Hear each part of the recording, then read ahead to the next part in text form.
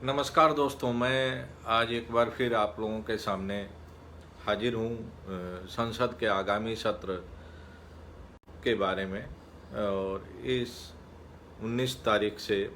संसद का मानसून सत्र शुरू होने जा रहा है और हम सबको पता है कि संसद के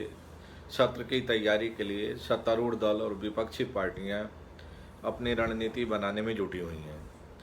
माना जा रहा है कि इस बार का मानसून सत्र बेहद हंगामेदार हो सकता है पिछले सत्रों की तुलना में,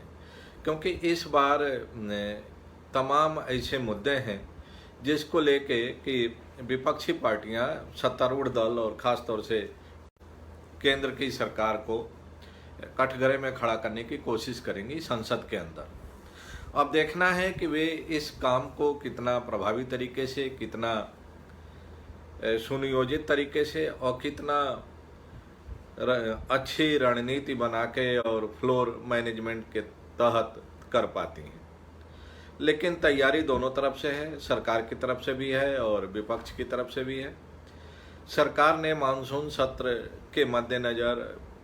तमाम तरह के फेरबदल कर लिए हैं। अपने मंत्रिमंडल सहयोगियों के दायित्वों में भी उन्होंने परिवर्तन किए हैं। इसके अलावा जो 2 प्राइवेट बिल पेश किया गया है राज्यसभा के अंदर जनसंख्या नियंत्रण को लेके, वो भी सरकार की आगामी रणनीति का एक संकेत है। सरकार को लगता है कि इस बार के मानसून सत्र में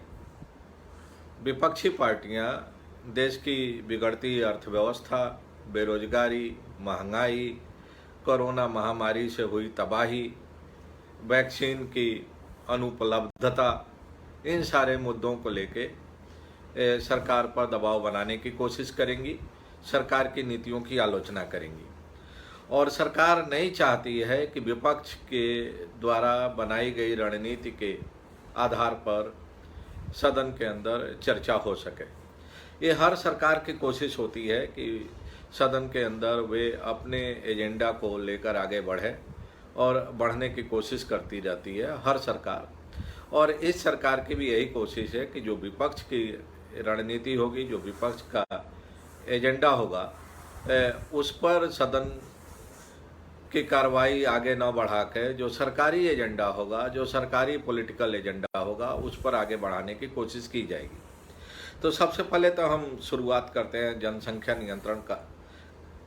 को लेके जो 2 प्राइवेट बिल सदन के अंदर पेश किया गया है। और उम्मीद किया जा रहा है कि नोटिस दी गई है राज्यसभा के अंदर, और उम्मीद की जा रही है कि जब सदन शुरू होगा तो राज्यसभा में सरकार की तरफ से इसी एजेंडे को आगे बढ़ाने की कोशिश की जाएगी, जिसके जो बाकी मुद्दे हैं, जिन मुद्दों को लेके सरकार और सत्तारूढ़ दल अनकंफर्टेबल हैं विपक्ष के द्वारा उठाए जाने पर, उन मुद्दों पर से ध्यान डाइवर्ट किया जा सके और जो हेडलाइन हो वो जनसंख्या नियंत्रण कानून हो। तो अब देखना है कि विपक्ष कितनी समझदारी से सरकार के इस रणनीति का जवाब देता है, सरकार के इस रणनीति और में के ट्रैप में फंसे बगैर अपने मुद्दों को आक्रामक तरीके से उठा पाता है। हम सबको पता है कि जनसंख्या नियंत्रण कानून बनाने की मांग एक अरसे से होती रही है और कमोबेश दोनों राष्ट्रीय पार्टियां अलग अलग तरीके से देश में बढ़ती जनसंख्या पर चिंता जताती रही हैं। जब इमरजेंसी लगी थी, जिस इमरजेंसी का विरोध कि जनसंघ और उस समय की सभी गैर कांग्रेसी दल कर रहे थे,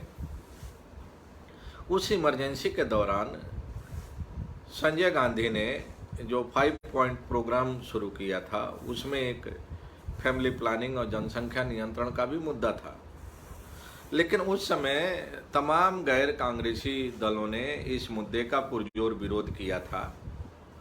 और कहा था कि ये जो नीति है ये जनता के हित में नहीं है और जनता पर किसी भी तरह का जबरन कानून थोपा नहीं जाना चाहिए। अब जब खुद जनसंघ और उसके बाद जनसंघ से बदल के बीजेपी सत्ता में है, तो बीजेपी की तरफ से इस मुद्दे को उठाया जा रहा है। और बीजेपी का, और ख़ास तौर से बीजेपी के जो पेरेंट ऑर्गेनाइजेशंस रहे हैं, उनका ही बहुत लंबे समय से एक ही पॉलिटिकल मुद्दा रहा है। और बीजेपी और उनके जो पेरेंट ऑर्गेनाइजेशंस हैं, उनका ये मानना रहा है कि देश के अंदर एक समुदाय विशेष के लोग जनसंख्या बढ़ाने में लगे रहते हैं, और इसके पीछे उनका मकसद पॉलिटिकल है। उनका मकसद देश का जो जाति और सांप्रदायिक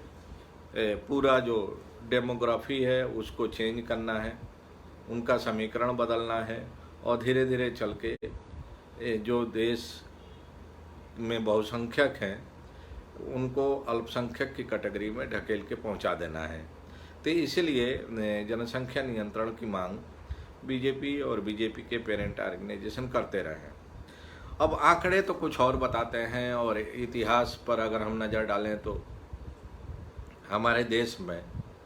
अंग्रेज़ों ने और मुग़लों ने दोनों ने मिलकर लगभग 1000 वर्ष तक शासन किया, जिसमें करीब 350 साल अंग्रेज़ों की हुकूमत रही और 700-750 साल मुग़लों की हुकूमत रही। और अगर ये आरोप जो लगाए जाते हैं कि कन्वर्जन कराया जाता है मुग़लों की तरफ से,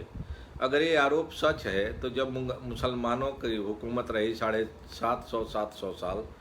भारत पर, तो उस समय क्यों नहीं जबरन इस तरह का कन्वर्जन हो पाया? और अगर उस समय की सरकारें, चाहे वो अंग्रेज़ों की सरकार हो या मुग़लों की सरकार हो, उन्होंने जबरन कन्वर्जन कराने की कोशिश की होती, तो शायद इस तरह की स्थिति आज हमारे देश की नहीं होती, जो कि है। आज भी हिंदू समाज बहुसंख्यक है। तो ये आरोप राजनीतिक तौर पर तो ठीक है, हर पॉलिटिकल पार्टी अपना पॉलिटिकल एजेंडा चलाती है और उसको चलाना भी चाहिए, लेकिन अगर आंकड़ों पर, डेटा के उस पर कसौटी पर कसते हैं तो इसमें बहुत ज़्यादा दम दिखाई नहीं देता है। दूसरा, अभी कुछ हफ्ते पहले एक सार्वजनिक हुआ है आंकड़ा, जिसको कि अखबारों ने भी प्रमुखता से छापा है। उन आंकड़ों के आधार पर भी लग रहा है कि इस समय जो रियल इशू है वो जनसंख्या बढ़ोतरी नहीं है, बाकी तमाम कारण हैं, जिसमें बेरोजगारी है, भूखमरी है, महंगाई है,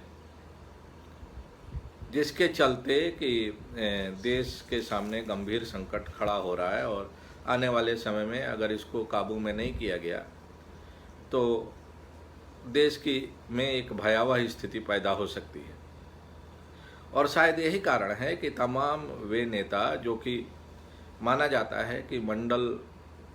कमीशन के लागू होने के बाद राजनीतिक सत्ता पर काबिज हुए, वे लोग परोक्ष रूप से इस प्रस्तावित जनसंख्या नियंत्रण जो विधेयक है या ड्राफ्ट है उसका विरोध कर रहे हैं। बिहार के मुख्यमंत्री नीतीश कुमार का तो बयान सार्वजनिक तौर पर आ चुका है कि आज की तारीख में रियल इशू गरीबी है, रियल इशू बेरोजगारी है, रियल इशू शिक्षा है, उस पर ध्यान देना चाहिए। जनसंख्या नियंत्रण तभी हो पाएगा जब देश में गरीबी दूर होगी, देश में बेरोजगारी दूर होगी। और ये भी कहा जा रहा है कि अगर हम ऑनेस्ट, ईमानदारी से सर्वे कराया जाए देश में, तो जनसंख्या के मामले में मुसलमानों से ज़्यादा बच्चा जो है वो ओबीसी और बैकवर्ड क्लासेस में होते हैं उनके परिवारों में। तो इसलिए आप सिर्फ ये नहीं कह सकते कि जनसंख्या बढ़ाने में सिर्फ मुसलमानों का हाथ है। यहाँ तक कि जो बीजेपी के या भारत सरकार के विरोधी राजनीतिक पार्टियां हैं और नेता हैं, उनका कहना है कि एक तरफ तो मंत्रिमंडल विस्तार के समय मौजूदा सरकार ने बढ़ चढ़ के दावा किया था कि जो अब नई कैबिनेट बनी है वो ओबीसी लेड कैबिनेट है, ओबीसी की इसमें वर्चस्व दिखाई दे रहा है, ओबीसी का ज़्यादा प्रतिनिधित्व दिखाई दे रहा है। तो एक तरफ तो सरकार ओबीसी का वोट बैंक मजबूत करने के लिए आने वाले राज्यों के चुनाव में ओबीसी का जनाधार बचाए रखने के लिए इस तरह के काम कर रही है, और दूसरी तरफ जनसंख्या को लेके, जनसंख्या नियंत्रण को लेके जो डिबेट चला रही है, उस डिबेट का वर्स्ट अफेक्टेड अगर कोई क्लास होगा तो ओबीसी होगा, दलित होगा। मुसलमान तो होंगे नहीं होंगे ये डिबेट का विषय है, क्योंकि इसके पहले भी तमाम ऐसे कानून बनाए गए हैं देश में जिसमें कहा गया था कि इससे नक्सलवाद खत्म हो जाएगा, इससे आतंकवाद खत्म हो जाएगा, इससे घुसपैठियों पर नियंत्रण लग जाएगा, लेकिन वो शायद ज़्यादातर जो दावे थे वो सही साबित नहीं हुए। तो अगर यूनिफॉर्म सिविल कोड और जनसंख्या नियंत्रण जो प्रस्ताव है ये कानून का शक्ल ले भी लेता है, तो इससे कितना उस पर नियंत्रण पाया जा सकता है ये तो आने वाला वक्त बताएगा। लेकिन इसका जो सीधा असर दिखाई दे रहा है वो ओबीसी पर, दलितों पर भी दिखाई देगा। तो इसलिए सरकार चाहे भले ही उसका पॉलिटिकल एजेंडा हो और इस पॉलिटिकल एजेंडा के जरिए वे तमाम जो बर्निंग इश्यूज हैं इस समय देश के सामने वो वहाँ से ध्यान डाइवर्ट करना चाहती हो, लेकिन अब विपक्ष के ऊपर है कि विपक्ष सरकार के इस स्ट्रेटजी को किस तरह से एक बिफिटिंग रिप्लाई देता है, एक काउंटर करता है पार्लियामेंट के अंदर भी और बाहर भी। क्योंकि आज की तारीख में एकदम क्रिस्टल क्लियर है, साफ तौर पर सरफेस पर दिखाई दे रहा है कि हमारे देश की जो आर्थिक हालात हैं वो ठीक नहीं है। हमारे देश में बेरोजगारी बेतहाशा बढ़ रही है, सुरसा की तरह वो एकदम मुँह बाए खड़ी है। हमारे देश की जो हेल्थ सर्विसेज है, जो मेडिकल सेक्टर है, उसमें और अधिक सुधार की आवश्यकता है। तो बेरोजगारी, महंगाई, भूखमरी, इंटरनल सिक्योरिटी, एक्सटर्नल जो सिक्योरिटी है, ये सब कहीं न कहीं गंभीर चुनौती बने हुए हैं। और बजाय कि इन मुद्दों पर गहन चिंतन करने के, गहन विचार विमर्श करके कोई एक रणनीति बनाने के, अगर हम इसी तरह से सुपरफिशियल सोशल इश्यूज को उठाकर और राजनीति करते रहेंगे और जनता का ध्यान डाइवर्ट करने की कोशिश करते रहेंगे, तो इससे राजनीतिक दलों का तो फायदा जरूर हो जाएगा, लेकिन न तो देश का फायदा हो सकता है और न उन तबके का फायदा होगा जिस तबके के लिए कि सरकारें बनती हैं, जिन तबके की परेशानियों को दूर करने के लिए अलग अलग राजनीतिक दल अपना एजेंडा बनाते हैं और चलाने की कोशिश करते हैं। तो आज का यही मेरी समझ से महत्वपूर्ण विषय था जिस पर मैंने सोचा कि आप लोगों से अपनी जानकारी साझा किया जाए कि 19 तारीख से संसद का मानसून सत्र शुरू होने जा रहा है और इस मानसून सत्र में अब देखना है कि सत्तारूढ़ दल की जो रणनीति है उसका किस तरह से, कितना इफ़ेक्टिव तरीके से विपक्ष उसका जवाब देता है और सत्तारूढ़ दल के ट्रैप में फंसे बगैर किस तरह से जनता से जुड़ी हुई समस्याओं को, जनता से जुड़े हुए मुद्दों को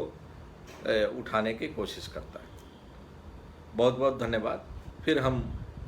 अगले दिन आपसे मुखातिब होंगे किसी और महत्वपूर्ण विषय को लेकर। Thank you.